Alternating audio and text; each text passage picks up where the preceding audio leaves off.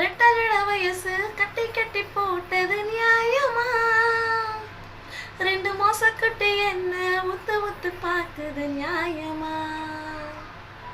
கண்ணுக்குள்ள ஆசை எட்டி எட்டி பார்க்குது நியாயமா?